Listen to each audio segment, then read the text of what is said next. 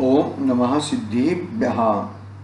नमो अरिहन्ताणं, नमो सिद्धाणं, नमो ऐर्याणं, नमो उवज्झायाणं, नमो लोई सौवसाहूणम्।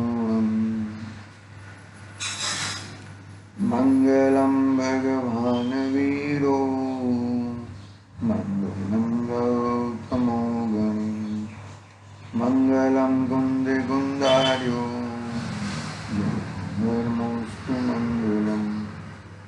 सर्वमंगल्य मंगल्यम सर्वकल्याणकारकम, प्रधानं सर्वधर्माणां, जयनं जयतु शासनं, जयनं जयतु शासनम्।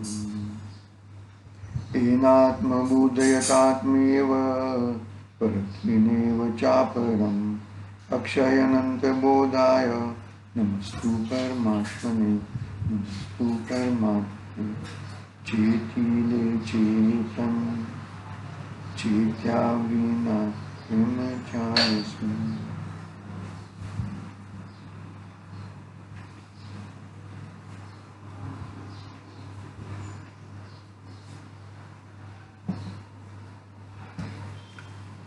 समाधि तंत्र पूज्यपाद स्वामी का ये महान ग्रंथ अपने सामने विराजमान है। श्लोक क्रमांक 100 नंबर का उसके ऊपर अपनी बात चल रही थी आचार्य देव के माध्यम से। चार्वाक मत के माध्यम से कि मोक्ष अयत्न साध्य है, यानी कि जो आत्मा हुआ है, आत्मा पैदा हुआ है, वो 4 भूत में से पैदा हुआ है। अग्नि, वायु आदि में से पैदा हुआ है, ऐसा चार्वाक मत का कहना है। और फिर उसमय हो जाता है, तो वो बात बिल्कुल गलत है। वो पॉसिबल, वो ऐसा होता नहीं है। आत्मा एक अलग द्रव्य है, जीव अलग द्रव्य है, और शरीर आदि अलग द्रव्य है। वो तो एकेंद्रीय जीव है, बरोबर है। जो अग्नि का है, वायु का है, वनस्पति का है, पृथ्वी का है, जल का है, वो तो एकेंद्रीय जीव है। उसमें भी जीव है, लेकिन एकेंद्रीय है। उनकी इंद्रियां एक है, उनका ज्ञान है, लेकिन ज्ञान का क्षोभक्षम बहुत कम। एक इंद्रिय संबंधी ज्ञान का क्षोभक्षम है। तो मतलब क्या हुआ, बात कहां पर हुई कि भाई वो 4 भूत से, देखो यहां पर लिखा है कि सांख्य मत चार्वाक मत के अनुसार जीव तत्व भूत ही है। भूत ही है, यानी कि चार में से पृथ्वी, जल, अग्नि और वायु में से उत्पन्न हुआ है और उसमें मिल जाता है, तो वो उसका मोक्ष हो गया। ऐसा नहीं है। आप एकेंद्रिय के जीव अत्यंत दुखी है, अत्यंत दुखी है। उनको हर समय दुख का अनुभव होता है। थोड़ी गर्मी हो गई तो भी दुख का अनुभव, थोड़ी ठंडी हो गई तो भी दुख का अनुभव, और सुगंध आ गई तो भी डिफिकल्टी, दुर्गंध आ गई तो भी डिफिकल्टी। तो ये एकेंद्रीय जीव, वो जीव है, वो बात सही है, लेकिन आत्मा उसमें से पैदा हुआ है, वो बात बरोबर नहीं है। आगे बात भावार्थ में लिखा है, हम थोड़ा पैराग्राफ बचा है टीका का। मतलब मोक्ष है वो यत्न पूर्वक ही होता है। कर्म को शरीर के साथ, शरीर आत्मा के साथ, कर्म आत्मा के साथ एक क्षेत्रावगाह है, तो वो एक क्षेत्रावगाह को यत्न पूर्वक ही, क्या यत्न करना है, उपवास आदि की बात नहीं है यहाँ पर कि भाई वो कर्म वो मैं नहीं हूँ, शरीर वो मैं नहीं हूँ, मैं तो ज्ञान स्वभावी आत्मा हूँ। ये निरंतर उसका पुरुषार्थ। देखो पूरा एक ही ब्रह्मस्त्र है, हर विषय का निचोड़ यही है कि मैं ज्ञान स्वभावी आत्मा हूं। क्योंकि देखो कर्ता बुद्धि के आधार से तो गड़बड़ी होने वाली है, कर्ता बुद्धि के आधार से कुछ वो होने वाला नहीं है। कर्ता बुद्धि के आधार से यदि तो तुम देखा जाओगे, तुम देखोगे तो क्या होने वाला है कर्ता बुद्धि के आधार से कि मैं इसका करता हूं, इसका करता हूं, इसका करता हूं, ऐसा निरंतर चलते रहने वाला है। तो अभी अभी क्या करना चाहिए हमें, किस तरह से हमें कार्य करना चाहिए? अगर में आ रही कि नहीं आ रही बात? देखो यहां पर ये कर्म उसके द्वारा किया, ये कर्म उसके द्वारा किया, ये कर्म उसने, ऐसी बात नहीं है। कोई दूसरा कोई कर्म तुझे थोप दे, ऐसी व्यवस्था नहीं है ये जगत में। तूने ही वो स्वयं कर्म बुलाए हैं, तूने ही उल्टा पुरुषार्थ किया है, तूने ही उल्टा यत्न किया है, इसके कारण तुझे उल्टा शरीर और उल्टे कर्म, कर्म पूरे उल्टे कर्म है, कर्म पूरे उल्टे हैं तो तुझे मिले हैं। पकड़ना बात को अच्छी तरह से, शांति से। अभी यत्न क्या करना है कि मैंने पहले उल्टा पुरुषार्थ किया था, उल्टा यत्न किया था, तो अभी मुझे उसमें सुधार करना है। तो क्या करना है भाई कि मैं ये तत्व हूं, मैं जीव तत्व हूं, उसका निर्णय करना है हमें। क्या करना है? मैं जीव तत्व हूं, उसका निर्णय करना है। वो निर्णय करने से ही कार्य सिद्ध होएगा। समझ में? देखो पढ़ते हैं हम तो वो यत्न हुआ ना, वो यत्न हुआ, स्वयं स्वयं में रहना वो यत्न है, वही पुरुषार्थ है और वही करने लायक है। देखो पढ़ते हैं हम यहां से श्लोक पढ़ते हैं पहले। अयत्न साध्यम निर्वाणम चित्तत्वम भूतजम यदि अन्यथा योगतस्त स्मान दुखम योगिना क्वचित पंचभूत से चेतना यत्न साध्य नहीं मोक्ष योगी को अतएव नहीं कहीं कष्ट का योग। कल भी बात वही बताई थी, कल लिया था ना हम लोगों ने। तो कल ऐसा बताया था अयत्न साध्य पूर्वक, मतलब यह यत्न साध्य पूर्वक यदि कहा जाए तो ये सब बहुत गड़बड़ हो जाएगी भैया। अरे तुमने ये शरीर तुम्हें मिला है, वो तुम्हारा उल्टा यत्न है, उल्टा पुरुषार्थ है। तो अभी अभी शरीर मेरा नहीं है, वो एक पुरुषार्थ करना पड़ेगा, वो इसका यत्न करना पड़ेगा। जो चारवाक मत सांख्य मत का उदाहरण दिया है ना, वो पढ़ेंगे हम तो मालूम पड़ेगा हमें। देखो अपना टीका का तीसरा 183 नंबर के पेज के ऊपर छिल्ला पैराग्राफ है ना, लास्ट पैराग्राफ वो पढ़ता हूं मैं यहाँ। अथवा से, अथवा इस श्लोक में अयत्न इत्यादि वचन है, वे निष्पन्न इतर योगियों की अपेक्षा से है। इतर यानी कि अन्य योगियों की अपेक्षा से। जो योगियों कैसे कहेंगे हम उसको, वहां निष्पन्न योगी की अपेक्षा से, निष्पन्न योगी की अपेक्षा से चित तत्व यदि भूत हो अर्थात स्वभाव ही हो, तो यहां भूत शब्द का अर्थ स्वभाव के अर्थ में समझना,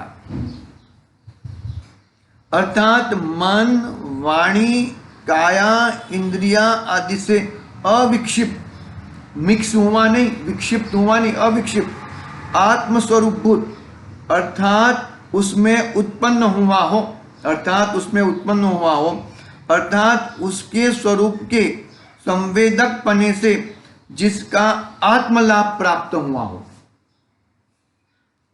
अर्थात उसके स्वरूप के संवेदक पने से जिसका आत्मलाभ प्राप्त हुआ हो, ऐसे प्रकार का चित तत्व यदि हो तो निर्वाण अयत्न साध्य है। उसके स्वरूप के संवेदक पने से जिसका आत्मलाभ प्राप्त हुआ है, ऐसे प्रकार का चित तत्व यदि हो तो निर्वाण अयत्न साध्य है, क्योंकि वैसे प्रकार के आत्मस्वरूप का अनुभव करने वाले के कर्म बंध का अभाव होने से निर्वाण बिना प्रयास के सिद्ध हो है। कि भाई ये पंचभूत में से यह आत्मा आया है और यह आत्मा पंचभूत में मिल जाएगा, अरे एकेंद्रीय हो जाएगा, तीव्र दुख, हर समय प्रचुर कर्म कलंक, छूट नहीं सकता, वहां से भाग नहीं सकता, दुख से छूट नहीं सकता, वो दुख तुझे भोगना ही है, कर्म फल चेतना ही है वहां पर। और वो उसमें मिल जाना तो बोलेंगे कि वो तो मोक्ष हो गया। अरे भाई, मोक्ष कोई अलौकिक चीज है, लौकिक में नहीं है लोक का द्रव्य, लेकिन लोक के अग्रभाग में। तो द्रव्य मोक्ष कहा ना, वो भाव मोक्ष में भी कितना निष्पन्न हो जाता है जी। कर्म मौजूद होने के बावजूद भी कर्म को देखता नहीं है, इतनी बाहर में उपसर्ग आदि होने के बावजूद भी मुनिराज उपसर्ग आदि को नहीं देखते और अपने आत्म स्वभाव में यत्न पूर्वक, बड़ जबरी पूर्वक, बलात्कार कहा ना, बलात्कार संग कहा कि जबरदस्ती पूर्वक आत्मा में रहो। कुंकुंद आचार्य देव का संघ का नाम बलात्कार संघ था। जबरदस्ती पूर्वक अपने आत्मा में रहो, बुद्धि पूर्वक आत्मा में रहो, वही पुरुषार्थ है तुम्हारा। मन से, वचन से, काया से, मन से ही, वचन और काया में तो आए नहीं आगे बात। वचन और काया में आना मतलब तीव्र कषाय बढ़ जाना, मन तक रहना वो कम कषाय है, वचन में आना वो तीव्र कषाय है। अर्थात उसके स्वरूप के संवेदक पने से जिसका आत्मलाभ प्राप्त हुआ है, ऐसे प्रकार का चित्त तत्व यदि हो तो निर्वाण अयत्न साध्य है, क्योंकि वैसे प्रकार के आत्मस्वरूप का अनुभव करने वाले के कर्म बंध का अभाव होने से निर्वाण बिना प्रयास से सिद्ध होएगा। निर्वाण बिना प्रयास यानी कि अयत्न से ऐसा होता नहीं है। आगे बढ़ते हैं। अथवा अन्य प्रकार के प्रारब्ध योगी की अपेक्षा से भूत ही चित्त तत्व न हो, भूत ही चित्त तत्व न हो तो योग स्वरूप, योग द्वारा स्वरूप संवेदात्मक चित्त वृत्ति के निरोध के प्रकर्ष अभ्यास से निर्माण होता है। इसलिए क्वचित भी अवस्था विशेष में अर्थात दुर्धर अनुष्ठान में अथवा छेदन वेदन आदि में योगियों को दुख नहीं होता, क्योंकि आनंदात्मक स्वरूप के संवेदन में उनको उनसे प्रत्येक होते हुए दुख के वेदन का अभाव है। क्या हुआ देखो, इसलिए क्वचित भी अवस्था विशेष में अर्थात दुर्धर अनुष्ठान में अथवा छेदन वेदन आदि में योगियों को दुख नहीं होता, क्योंकि आनंदात्मक स्वरूप में संवेदन में उनको उनसे उनके उत्पन्न होते हुए दुख के वेदन का अभाव होता है। आत्मा में आएगा, अपने स्वद्रव्य में आएगा, तब दुख का वेदन नहीं होता। भाई दोस्तों, मानो कि बच्चा है, बच्चा खेल रहा है, खेलते खेलते ठोकर लग गया उसको, तो लग गया तो क्या हुआ भाई, लग गया, फिर भी खेल रहा है, फिर भी वो उसको, तो मतलब क्या उसको मालूम नहीं? उसको मालूम है, लेकिन उपयोग वहां पे घुमाता नहीं है। फिर खेल पूरा हो जाता है तब ओ माँ करके चिल्लाता है। क्यों भाई? पहले उपयोग खेल में था, अभी उपयोग वो लगा है उसमें आ गया है खेल पूरा होते ही। तो कहने का भावार्थ, तुमने उपयोग को कहां पे डाइवर्ट किया है? यदि तुमने उपयोग को कहां पे ये मानो के अपने आत्मा में डाइवर्ट किया है, तो तुम्हें बाहर का दुख नहीं भाषित होएगा। वो दुख है, वो बाहर में है, मेरे में नहीं है।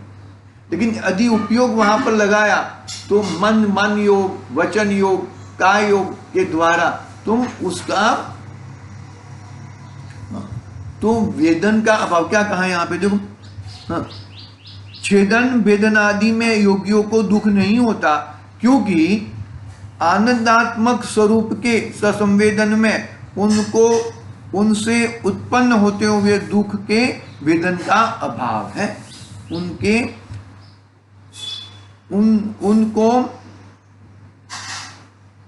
उनसे उत्पन्न हुए होते दुख के वेदन का अभाव है, क्योंकि उपयोग बाहर में नहीं लगाया।